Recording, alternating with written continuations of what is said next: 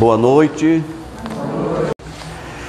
Bom, mas é uma satisfação estar mais uma vez aqui na Comunhão Espírita de Valparaíso.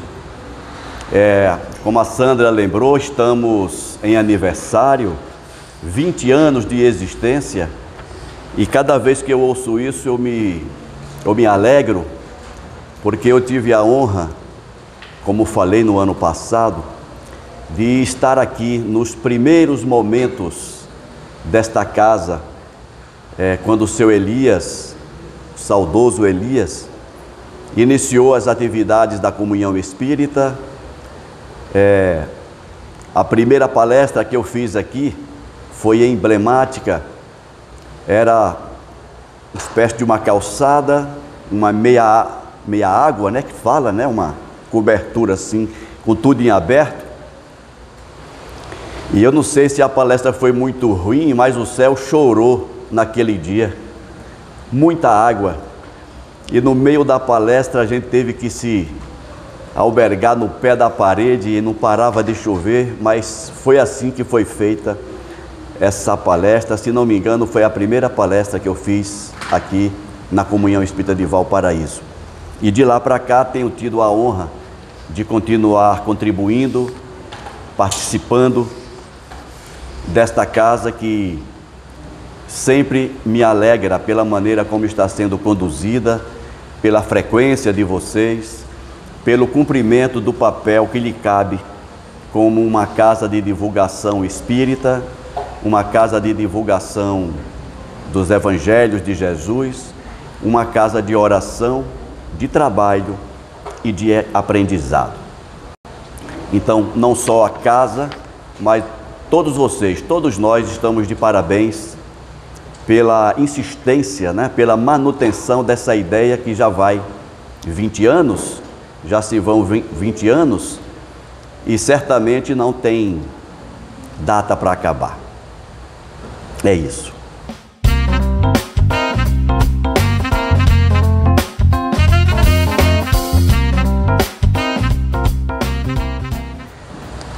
Como a Sandra falou, foi anunciado, vamos bater um papo hoje sobre o tema Bem-aventurados os aflitos. E a leitura preparatória que foi feita já indicou os caminhos que precisamos seguir para sermos não só aflitos, mas bem-aventurados. Esse tema está no capítulo 5 do Evangelho segundo o Espiritismo e começa com dois trechos, um trecho do Evangelho de Mateus e outro do Evangelho de Lucas. E eu vou me permitir fazer uma leitura rápida para a partir daí a gente refletir.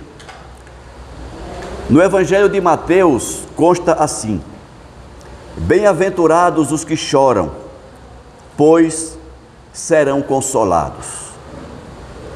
Bem-aventurados os famintos e os sequiosos de justiça, porque serão saciados.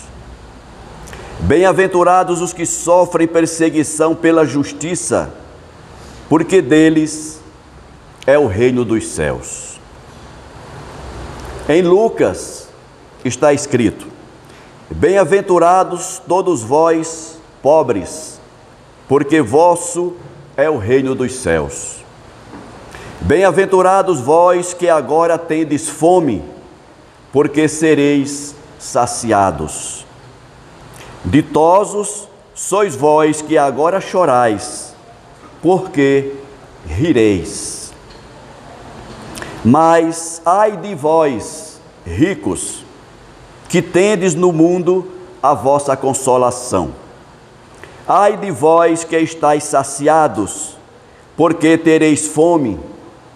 Ai de vós que agora rides, porque sereis constrangidos a gemer e a chorar.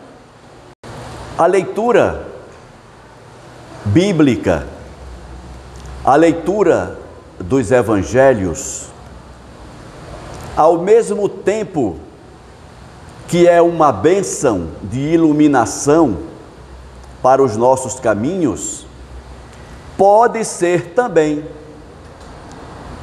extremamente perigoso quando nós não sabemos refletir, considerar o que está escrito. O rabino Harold Kushner, autor do livro Quando Tudo Não É o Bastante, quando ele faz uma análise do livro O Eclesiastes, ele afirma que a leitura bíblica, para quem não tem a mínima condição de interpretá-la, é um perigo. Este último trecho do Evangelho de Lucas representa esse perigo. E eu vou repetir para vocês entenderem melhor o que eu estou dizendo. Lucas escreveu: ai de vós, ricos, que tendes no mundo a vossa consolação. Ai de vós que estáis saciados, porque tereis fome. Ai de vós que agora rides, porque sereis constrangidos a gemer e a chorar. Parece um contrassenso? Ao ler friamente essa letra, nós podemos entender que os ricos já estão previamente condenados. Podemos entender que todos aqueles que se acham saciados já estão condenados a terem fome no futuro. Aqueles que riem já estão previamente condenados a chorar no futuro. E será que é esse o entendimento de Jesus? Será que quando Jesus, lembrando que não foi o Cristo que escreveu, quando Jesus proclamou essas palavras lá no Sermão do Monte, era isso que ele estava querendo dizer? Que os ricos já estão previamente condenados? Que aqueles que gozam de felicidade hoje já estão previamente condenados à tristeza no futuro? Claro que não. Claro que não é esta a mensagem. Daí, o rabino chamar a atenção para o perigo de se ler as Escrituras Sagradas sem um mínimo de preparação para entendê-la. Talvez por isso, dentre outras, tenha sido a razão pela qual o clero, a Igreja Católica, tenha proibido durante muito tempo a vulgarização da Bíblia. Porque torna-se perigoso o texto. Mas nós, para nossa felicidade,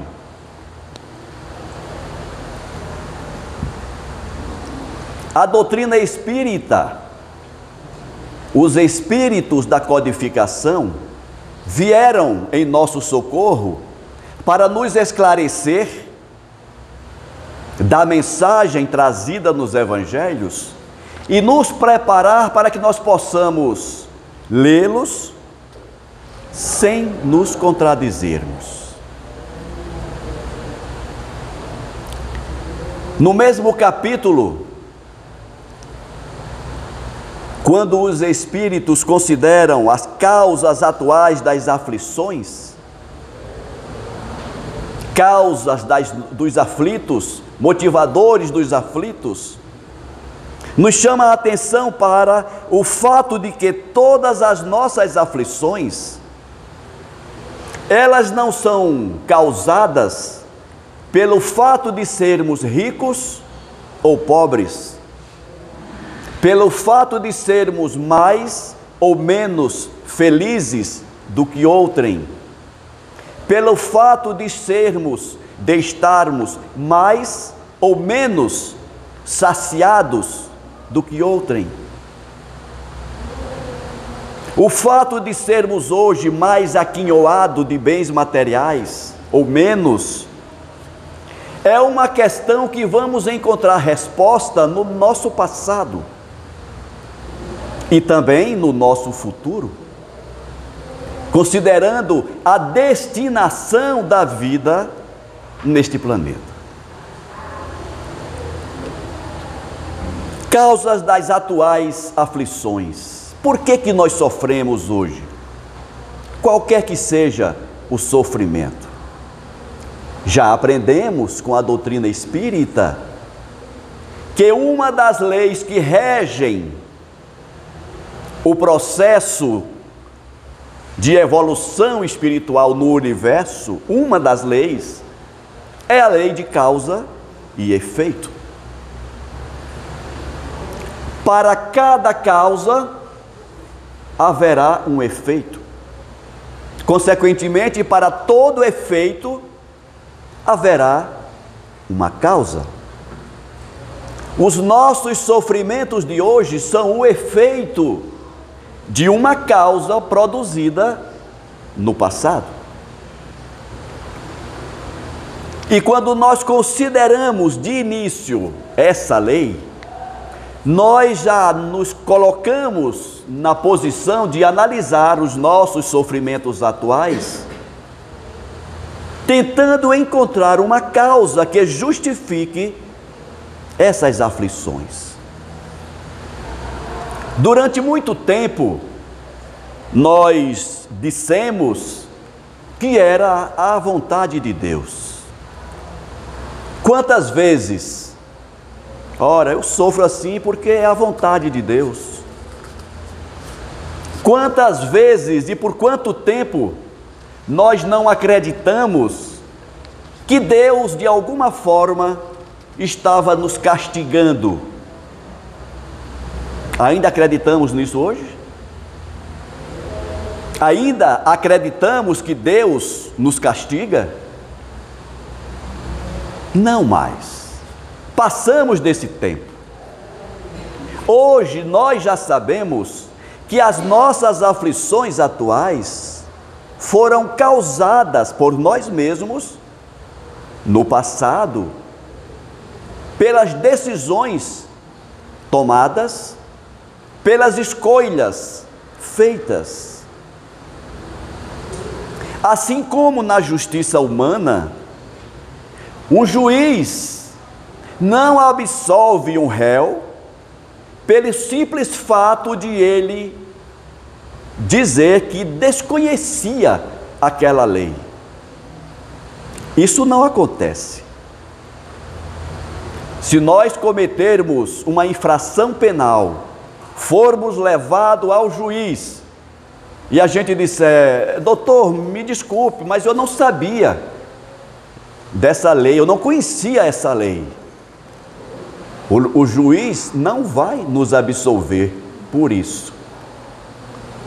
Conhecendo a lei ou não, nós seremos punidos. As leis naturais, da mesma forma. Durante muito tempo, nós vivemos como desconhecedores das leis naturais.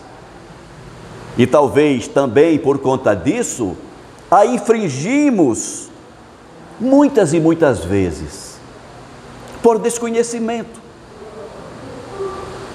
Mas atualmente, principalmente depois da revelação espírita, nós não temos mais esta atenuante. Na época do Cristo, ele pediu a Deus que perdoasse os seus algozes, porque eles não sabiam o que faziam. Eles eram ignorantes da lei. E Jesus pediu uma atenuante. Mas depois disso, nós aprendemos aqui na doutrina espírita de que a quem muito foi dado, muito será exigido. Então hoje, nós não temos mais a desculpa de errar por ignorância. Hoje nós erramos por uma decisão. Então, quando nós analisamos as nossas aflições atuais e não temos mais a desculpa de dizer que não sabia, e que não temos mais também como dizer que é a vontade de Deus, porque já sabemos que não é a vontade dele, somos obrigados, pela nossa razão, a considerar que nós mesmos somos os artífices, os responsáveis dos sofrimentos atuais, quaisquer que sejam eles. E diante dessa constatação, o que fazer? Tá bom, então eu já tomei conhecimento das leis naturais, já sei da lei de causa e efeito, já sei que não é a vontade de Deus, já sei que não é um castigo de Deus, mas eu continuo sofrendo. E o que é que eu faço? A doutrina espírita nos ensina que são 3 os momentos pelos quais o espírito passa para que ele saia do erro para o acerto. Primeiro é o reconhecimento. Isso que nós estamos fazendo aqui agora. Estamos reconhecendo que as nossas aflições não são castigos divinos, que nós não estamos sendo penalizados equivocadamente, estamos conscientes de que nós, de alguma forma, arquitetamos o que vivemos hoje. É o primeiro momento. O segundo momento, vem o arrependimento. Já nos arrependemos dos erros cometidos no passado? Eu sei que alguém talvez esteja pensando, mas eu não lembro o que foi que eu fiz no passado. Mas você lembra o que você fez hoje de manhã, você lembra o que fez a semana passada, você lembra o que fez no mês passado. A gente não lembra? E se a gente puxar um pouquinho pela nossa memória, é provável que nós identifiquemos atitudes, pensamentos, atitudes e comportamentos que de alguma forma nos indica o porquê das nossas aflições. Então, primeiro vem o reconhecimento, depois o arrependimento. Claro, a gente não lembra do que fizemos na outra encarnação, mas e os equívocos desta encarnação? As provas que nós enfrentamos durante a nossa existência, todas elas estão relacionadas com o nosso nível de compreensão da lei e dos objetivos pretendidos para esta existência. Então, por exemplo, alguém que vive um problema financeiro, alguém que vive um problema de relacionamento no trabalho, alguém que vive um problema de relacionamento familiar, para e pensa, por que que o teu vizinho tem uma vida feliz em família, com a esposa, com o marido, e você passa por esse perrengue? Por quê? É por acaso? Não é por acaso. Por que que eu resolvi me casar com essa esposa, com essa mulher que me dá tanto trabalho? Por que que eu resolvi me casar com este homem que exige tanto a minha paciência? Por quê? Paremos, reflitamos e vamos considerar que talvez essas aflições sejam a prova daquilo que eu preciso provar para mim mesmo, se sou capaz de vencer. É a prova da paciência, é a prova da humildade, é a prova da benevolência.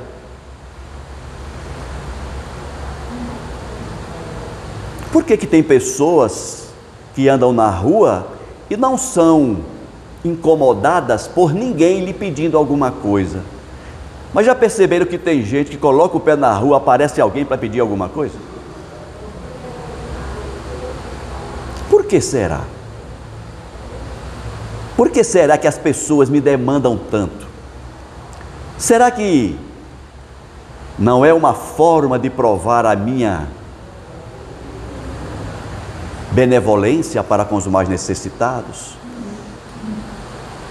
Então, cada vez que eu não reajo bem a essas provas, eu estou alimentando a reprimenda da lei de causa e efeito. Lembrando que numa encarnação como esta que nós estamos vivendo agora, nós não somos experimentados em todas as nossas necessidades, não. Nós já aprendemos que antes de reencarnarmos, temos um planejamento reencarnatório, não é isso? Nesse planejamento, a gente coloca aquilo que a gente julga ser capaz de dar conta. Não pensem que nesta encarnação, pelas aflições que estamos passando, nós estamos resgatando tudo que nós temos para resgatar. Nós estamos resgatando uma parcela. Tem faturas que estão lá engavetadas, talvez para a próxima.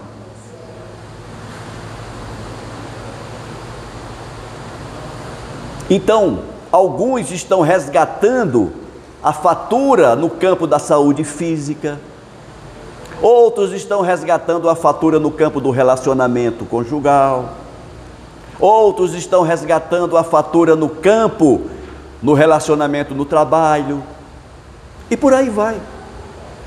Cada um com a sua fatura. Quando nós percebemos isto, o que é que nós temos que fazer?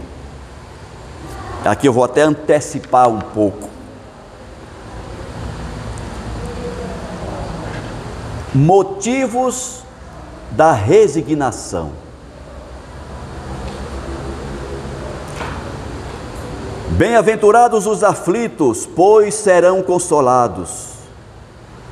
Por essas palavras, diz o Evangelho segundo o Espiritismo, Jesus aponta a compensação que hão de ter os que sofrem e a resignação que leva o padecente a bendizer o sofrimento como prelúdio da cura. Então, respondendo à pergunta que fizemos há pouco, uma vez identificada a causa e uma vez esclarecidas as razões, o que é que nós temos que fazer? Atentar para a necessidade da paciência e da resignação diante da prova. Lembrando, gente, que resignação não é sentar e esperar a coisa acabar, não.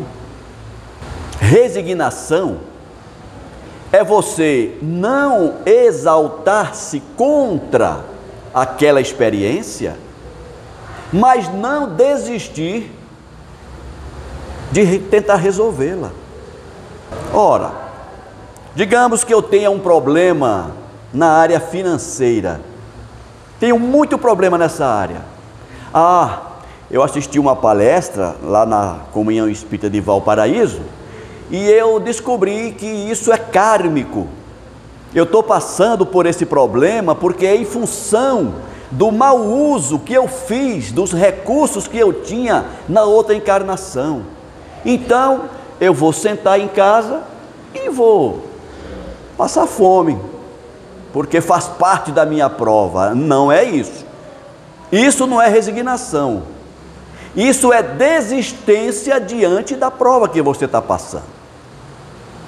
Uma prova dessa natureza objetiva fazer você valorizar aquilo que você tem. Se você está passando por dificuldades, significa que você deve provar para si mesmo que você é capaz de vencer aquele obstáculo, vencer aquela prova e não repetir o erro do passado. Então não desista. Continue trabalhando, continue buscando melhorar suas condições financeiras, continue buscando melhorar sua condição de vida. Eu tenho um carrinho velho, é porque na outra... Não, você tem todo o direito e dever de buscar ter um carro melhor. Faz parte do processo. Agora, se depois de você fazer todo o esforço honesto possível e não conseguir o que você deseja, aí sim entra a resignação. Ok, eu trabalhei esse ano todo pensando que no final do ano eu vou, enfim, fazer a minha sonhada viagem para o exterior. Eu queria ir para Braslândia. Mas chega o final do ano e você não consegue fazer a tua viagem para o exterior. Você não consegue ir para Braslândia. Vai ter que ficar em Valparaíso mesmo. Ao invés de você exaltar-se, reclamar, maldizer-se, não, resignação. Fiz tudo o que podia. Não deu, sossega. O espírito renasce no mesmo meio em que já viveu. Isso significa o quê? Que muito certamente nós estamos repetindo relacionamentos do passado. A minha esposa de hoje certamente não é a primeira vez que nós estamos nos encontrando. As esposas de vocês, os maridos de vocês, os pais, os irmãos, os colegas de trabalho, os chefes, os subordinados, os vizinhos, os colegas da casa espírita, certamente não é a primeira vez que nós estamos nos encontrando. E por que a vida nos colocou juntos de novo? Para que nós possamos resgatar os erros do passado. É por isso que nós estamos juntos.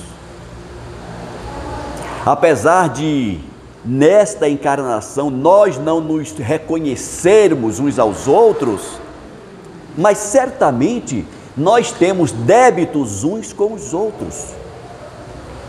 Por que eu estou aqui fazendo palestra para vocês? É porque eu sou bondoso?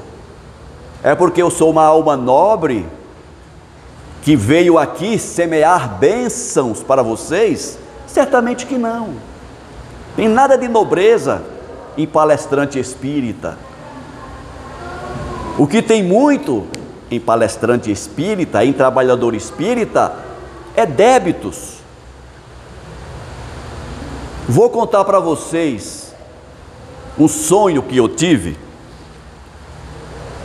e que me clareou muitas coisas. No sonho, eu me via sentado numa poltrona muito confortável. Eu vestia um terno de linho branco, usava um chapéu branco e fumava um charuto, chique que de doer. Ao meu lado, uma série de pessoas, poderíamos dizer, bajuladoras. Em certo momento, outros chegavam, me apresentavam um problema que não ficou claro no sonho. Mas eu levantava, ia até a parte externa da casa e me deparava com uma multidão enorme. E eu em cima do que poderia se chamar hoje um palco, eu falava para aquelas pessoas, não sei o que dizia, mas era muito aplaudido. E quando voltava para o interior da casa, aquelas pessoas que me bajulavam, alegres agora, felizes pelo resultado da minha fala, eu me dirigia a eles e dizia: está vendo aí como é que resolve os problemas? Vocês não sabem enganar o povo? É assim que se faz. E eu acordei, molhado de suor, preocupado. Acho que fiz metade do Pai Nosso, porque eu voltei a dormir de novo. E quando eu volto a dormir, o sonho continua. E no sonho, na segunda parte do sonho, alguém que em outros sonhos também já falou comigo, eu não vejo, mas ouço. E naquele sonho ele disse assim: entendeu por que tem que fazer muita palestra? Então, ao vir aqui fazer essa palestra para vocês, eu não estou sendo nada de bondoso. Eu estou, na verdade, recebendo da bondade, da misericórdia divina, a oportunidade de fazer de forma diferente, de forma melhor, correta, o que no passado eu fiz de forma errada. O talento da voz é uma bênção para todos nós. O que nós estamos fazendo com esse talento? Então, sempre que nós utilizamos mal um desses talentos que a natureza nos deu, em algum momento no futuro, nós vamos responder por isso. Mas, como na fala de Pedro, Deus não quer o sofrimento do pecador, mas a sua remissão, Ele não nos pune, mas Ele nos dá as oportunidades de reconstruirmos de forma correta o que fizemos de forma errada. Então, aquele filho problemático que você tem hoje, não tenha dúvidas, alguma coisa você precisa oferecer para ele, que talvez você tenha negado no passado. Aquele familiar difícil, talvez seja alguém a quem ou para quem você foi muito difícil na encarnação anterior. E eu não estou falando de lei de talião, não é isso. Aquele negócio que quem com ferro fere, com ferro será ferido, não é bem assim. Então, você que tem um familiar difícil, não é que você está pagando por alguma errada que você fez, não. Você está tendo a oportunidade de resgatar com aquele irmão algo que você não tenha feito bem no passado. Então, antes de se julgar um aflito, meu Deus, eu olho, meu vizinho tem 2 filhos maravilhosos e os meus são problemáticos. Não deseje os filhos do vizinho, porque o vizinho está resgatando outras faturas. A sua fatura veio pelo familiar difícil, a fatura do vizinho veio por outros meios. Então a questão não é o tipo da aflição, é como nós encaramos as nossas aflições. E lembrando que o tempo de Deus é a eternidade. Se nós repetirmos o erro com aquela pessoa nesta encarnação, Não tenha dúvidas. Na próxima, você estará com ela de novo, cumprindo aquela promessa do Cristo: não sairás daí enquanto não resgatares o último ceitil. Não sairemos desse vale de lágrimas, não sairemos dessas repetições aflitivas enquanto não resgatarmos os nossos débitos uns com os outros.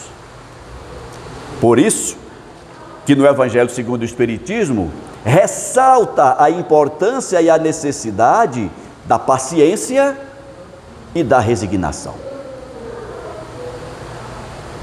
Então, bem-aventurados os aflitos, mas neste mundo, neste planeta, quem que não tem aflição?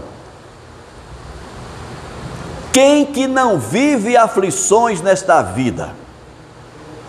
Todos somos aflitos, por uma razão ou por outra. Mais uma vez, se pegarmos a leitura ao pé da letra, Jesus disse: bem-aventurados os aflitos. Eu sou aflito, então não preciso fazer nada. Bem-aventurados os que sofrem. Eu sofro, então está tudo certo já. Necessário é o conhecimento espírita para dizer que não basta ser aflito para ser bem-aventurado. Bem-aventurado é o aflito que vive bem a sua aflição. Daí a necessidade do conhecimento que a doutrina espírita nos traz, para que aproveitemos bem as aflições que estamos experimentando nesta encarnação, para que não tenhamos de repeti-las numa encarnação seguinte. É muito provável que na próxima encarnação nós ainda teremos aflições, mas pelo menos que sejam aflições por outras faturas, que não tenhamos que repetir as mesmas aflições. Já pensou ter que voltar com esse marido de novo? Já pensou ter que voltar com essa esposa de novo? E aqueles que estão dizendo assim: o meu marido é maravilhoso, por exemplo, esse é o pensamento da minha esposa agora. Mas temos outras faturas. Temos outras faturas. Talvez na próxima encarnação, se a minha esposa fizer o pedido: não, eu quero voltar com ele de novo. Não, dessa vez não, agora você vai repetir, você vai resgatar essa fatura aqui. Essa daí você não precisa passar por isso de novo. Chega. Porque nós temos outras faturas para resgatar. Então, quando nós analisamos, estudamos o tema proposto para hoje, bem-aventurados os aflitos, devemos pensar: que aflitos? São todos? O desânimo é uma falta, como já falamos há pouco. O fardo é proporcional às forças de cada um. Bem-aventurados os aflitos pode traduzir-se assim: bem-aventurados os que têm a ocasião de provar sua fé, sua firmeza, sua perseverança e sua submissão à vontade de Deus, porque terão centuplicada a alegria que lhes falta na terra. Porque depois do labor virá o repouso. Eu costumo dizer o seguinte: Deus acima de tudo, mas a espiritualidade amiga, os nossos mentores, os nossos protetores, eles são tão ávidos por nos resgatar, ávidos por nos ver progredir, que qualquer esforço mínimo que nós fizermos no sentido do melhoramento, do autoaperfeiçoamento, eles nos agarram e puxam para cima. Vocês devem conhecer a história daquele irmão do Chico Xavier, que desencarnou aos 51 anos de idade. Ele sofreu um aneurisma, se não me engano, ficou um tempo, a família aperreada, pede ao Chico: Chico, fala com os teus amigos espíritos, teu irmão está morrendo. E Chico pede ao Emmanuel que veja a situação do seu irmão. Emmanuel diz assim: espera um minuto, que eu vou falar com o pessoal de cima, saber qual é a situação dele. E depois o Emmanuel volta e diz para o Chico: olha, a informação que eu tive, que me foi dada, é que o seu irmão vai ficar bom. E antes de amanhecer o dia, ele desencarnou. E a família, o pai do Chico principalmente: como assim? Ele não disse que ele ia ficar bom? E depois o Emmanuel esclarece para o Chico: o nosso irmão tinha dívidas que seriam resgatadas nesta encarnação, mediante o processo de 18 anos em cima de uma cama vegetando. Esse era o planejamento reencarnatório. Sofreria o AVC, ficaria inválido e permaneceria 18 anos em cima de uma cama para pensar, refletir sobre os erros do passado, e só então desencarnaria. Mas nesta encarnação, os procedimentos que ele vinha tomando, as atividades ao lado do Chico, a dedicação dele às atividades que desenvolvia, fez com que o seu planejamento fosse alterado e não precisou passar pelos 18 anos em cima de uma cama. Ou seja, a desencarnação naquele momento foi um mérito. Essa é uma outra forma de nós observarmos as nossas aflições. Apesar de espíritas, nós analisamos as aflições apenas do ponto de vista físico, material. Quando a gente vê uma pessoa com câncer e a gente fica triste, natural. Nossa, como está sofrendo, mas a gente esquece de que os problemas de saúde física, na verdade, são expurgos, limpeza que o nosso corpo espiritual está sofrendo. A doença, na verdade, não é do corpo, ela é do espírito. Mas ao sair do espírito, passa pelo corpo.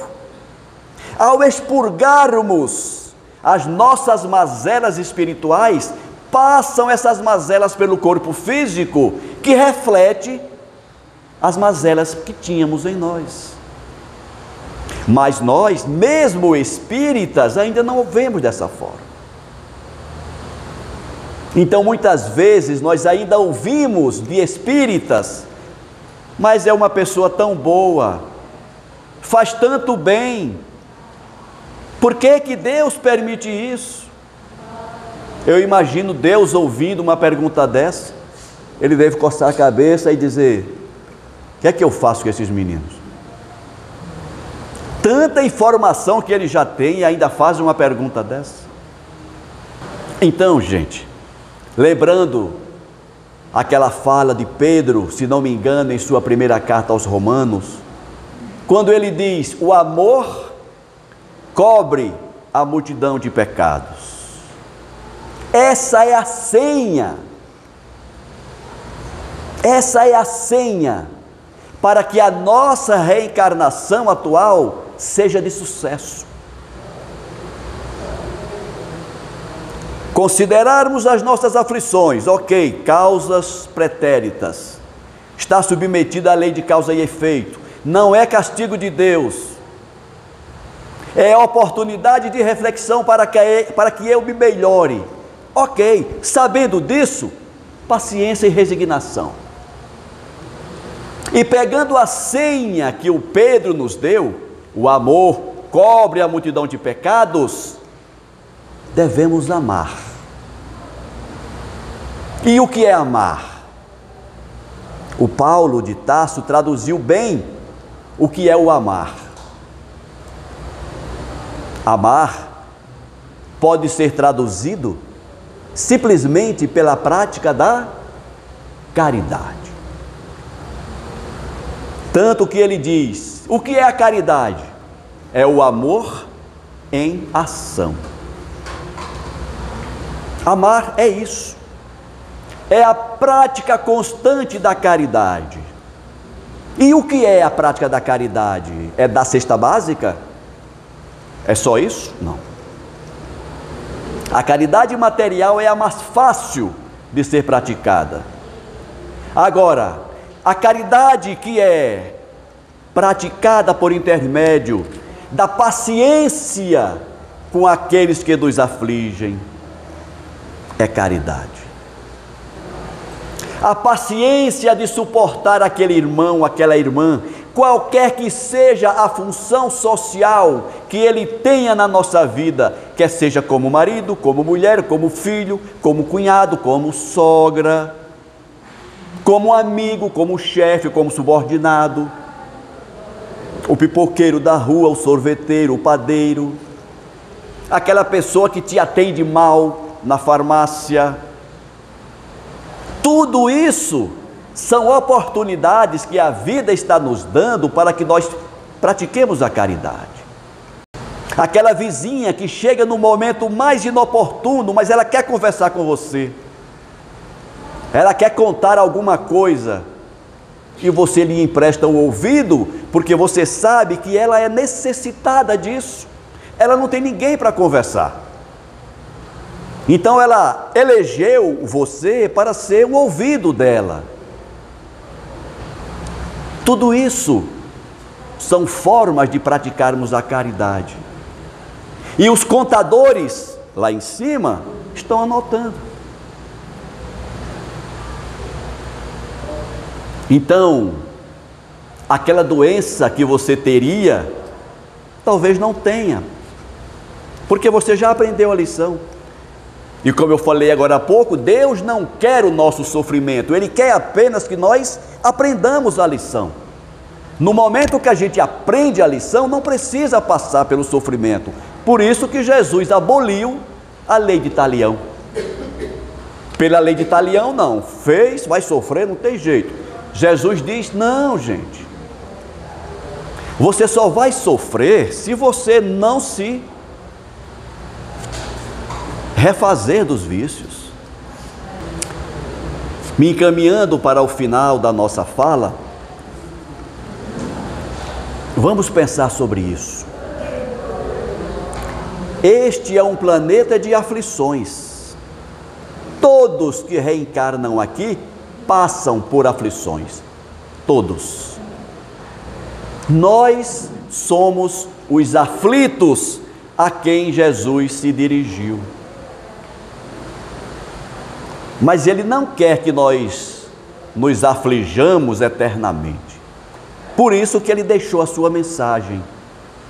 Por isso que depois de 18 séculos, Ele permitiu vir os espíritos da codificação e nos trazer os esclarecimentos que a doutrina espírita nos oferece, para que nós aprendamos mais rapidamente, para que nós compreendamos melhor e para que nós, principalmente, façamos melhor uso da oportunidade reencarnatória que estamos tendo, para que no futuro a gente não tenha que dizer assim: puxa vida, tinha que ter feito isso, se eu soubesse eu teria feito. Então, para não dizer isso, hoje a gente já sabe o que é que tem que fazer. Hoje nós já sabemos o que temos que fazer para vencermos as aflições pelas quais passamos e evitarmos aflições ainda maiores no futuro. Sejamos aflitos, mas que sejamos também pacientes, resignados e, acima de tudo, gratos a Deus pela oportunidade de vivermos essas aflições, porque são elas que nos dão o direcionamento do que precisamos fazer para sermos mais felizes, pacíficos e harmoniosos. Muito obrigado mais uma vez pelo convite e que a paz do Cristo permaneça em cada mente e em cada coração aqui presente, encarnados e desencarnados.